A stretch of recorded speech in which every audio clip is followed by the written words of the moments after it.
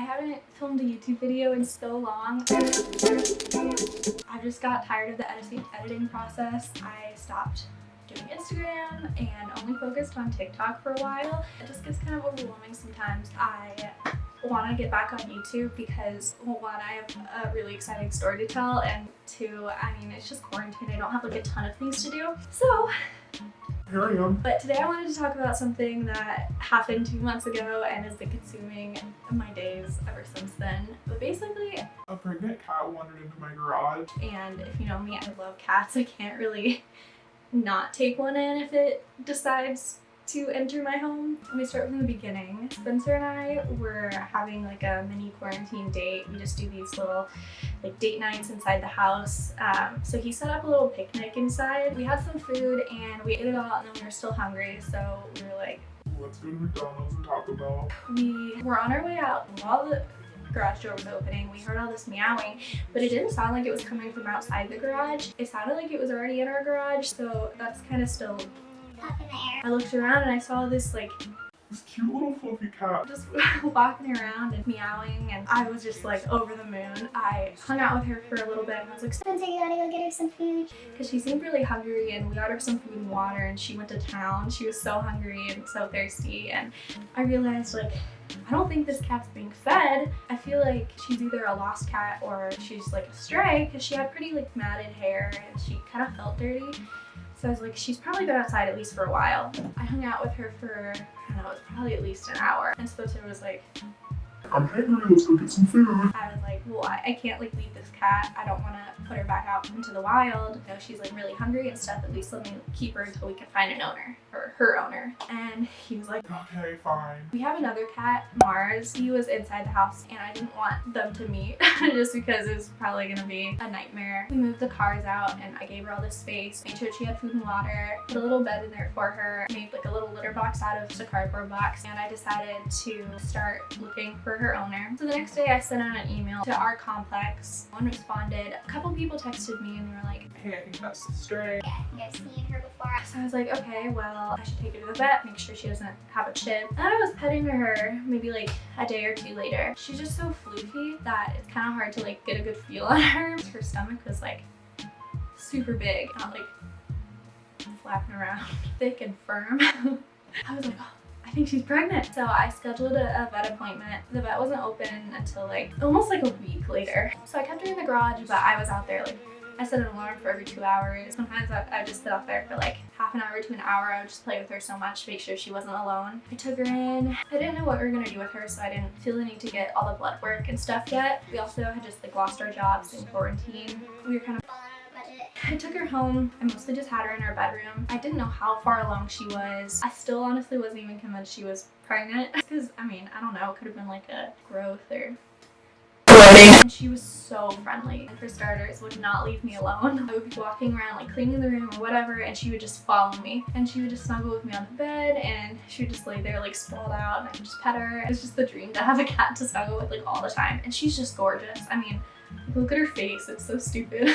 I just wanted to make sure she wasn't like super dirty, and I wanted to try to get the matting out of her fur. So I gave her a bath. I put the water in the bathtub a little bit, got her used to it, and she was totally fine with the water. And I was realizing, well, she's a stray. It rains in Nashville all the time, so she's probably used to the water. And I wrapped her up in a blanket and dried her off. She didn't like the hair dryer though. I put it on a low cool setting and she just wasn't having it. So we just kept her for, I think it was at least like a month. I had a few trips to go on. Our neighbor was so nice and checked on her all the time. We got back from all those trips and she was still very pregnant. I don't know, about like a week or so later, one day I was just watching TV on the bed and she came up and just was So snuggly. she's usually pretty snuggly, but she just would not leave me alone. I would try to put her back on the ground and she just kept jumping up. She was like always around me. So I was doing some research, and I guess when they're super, super affectionate, that means that they're really close to having their babies.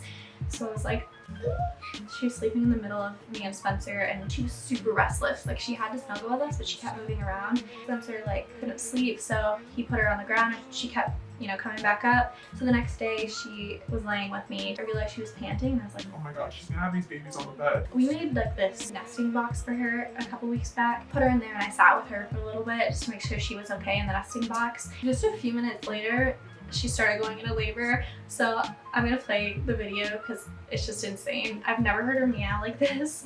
So here it is.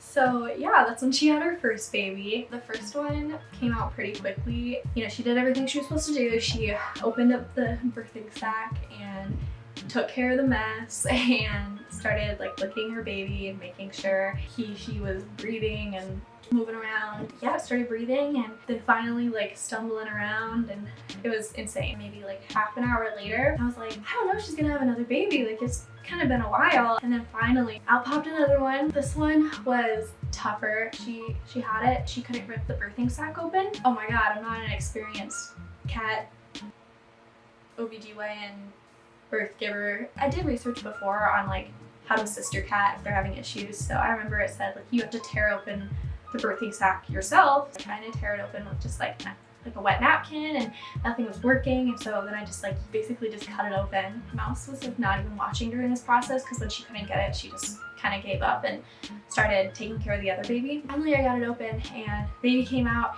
and Mouse didn't even realize. So I was like trying to make sure, excuse me, it was breathing and alive and everything, and finally it started moving around a little and I saw it breathe. God, but Mouse didn't even know it existed, so I had to kind of move. I had gloves, so I was kind of moving the baby closer to her, and finally she was like, oh, this is my baby, and started taking care of him too. A couple minutes went by and another baby came out, and then a fifth baby came out, and all those were pretty easy. Then the sixth baby started to come out, and that one was a little different. There was like a lot of liquid in the sac. She, you know, opened it, and it was basically like a fetus that came out. It was super underdeveloped. That bummed me out a lot. I just get like so emotional with cats. So Spencer, it was so sweet. He came in with a little box that he, you know, folded up napkins in and put a little cross on the outside and put the baby in, and so we could bury him or her. Mouse didn't even realize, and I guess that's kind of normal. So yeah, that was kind of the end of the birthing experience. She was just kind of taking care of them. Blood everywhere. Just smelled like birth. Everything's successful. I was so scared that Mouse would, you know, have an issue or anything. I didn't want to lose any of them. Finally, like, took a break. I was in there the whole time. I was so like attentive. I was just like on my toes the whole time, and it was awesome. It was just also really cool. I've never seen like a cat give birth. I've seen hamsters give birth, never a cat give birth in my bathroom. I was just kind of watching, and all the babies were starting to nurse, except for the one that I couldn't get out of the birthing sac, and that was the runt of the litter. And I read that sometimes the mother rejects the runt, or sometimes the runt can't attach to the, what do they call them? The nibs? No. The teats. The runt couldn't attach on, so I was getting kind of worried. We ended up calling a 24-hour vet. She was like, you should come in and get some like kitten formula, and so Spencer ran out. It was the middle of the night at this point, and I started feeding her. It was kind of hard to get him away from the mom. I kept her like right there, so you know, it's like not good to take away the babies, but he wasn't eating. That's what the vet said. I fed him every once in a while, and finally he started attaching. So yeah, that was that night. Kind of insane. After that, I just kind of checked on them all the time, every day. I was just in the bedroom and they were right there, and I could kind of keep an eye on them. Every time I'd walk around there, they'd do that like cute little hissy thing. No noise comes out. They're just like, little issue we were running into. So a little issue we were running into is Spencer and I were about to move from Nashville to Ohio like 2 weeks after the birth. I know you can start picking up the babies. I guess some people recommend as early as like 1 week. A lot of people say 2. I started handling them about 1.5 weeks. I made sure Mouse was okay with it, and she trusts me, so it went well. I didn't like take them away. I had to take them all into the vet. I had to get Mouse blood work at this point. Got all the blood tests, everyone was good. And I was actually glad to do that because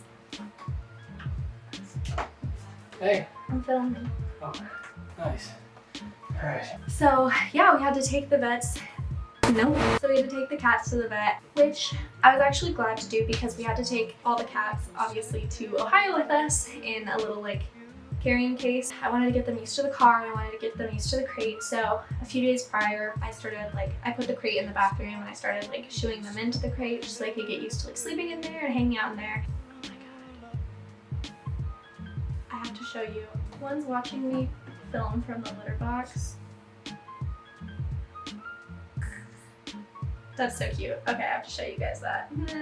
They were super good in the car, surprisingly. And a few days later, we took the journey up to Ohio, which didn't go as well. Everyone was good, and we made it up. And over the next few days, we had the cats in Spencer's mom's office. We're staying with his parents for a little bit. They started growing up. They got so cute. They were looking like real cats. They were opening their eyes. And then when they started really moving, we were like, okay, we can bring the kittens into our room. We've had them in here ever since. They have gotten absolutely insane. But yeah, that's kind of the whole story. Thank you guys for watching. I will be posting every week again. I'm so glad that I'm starting again, and I'm glad you're here.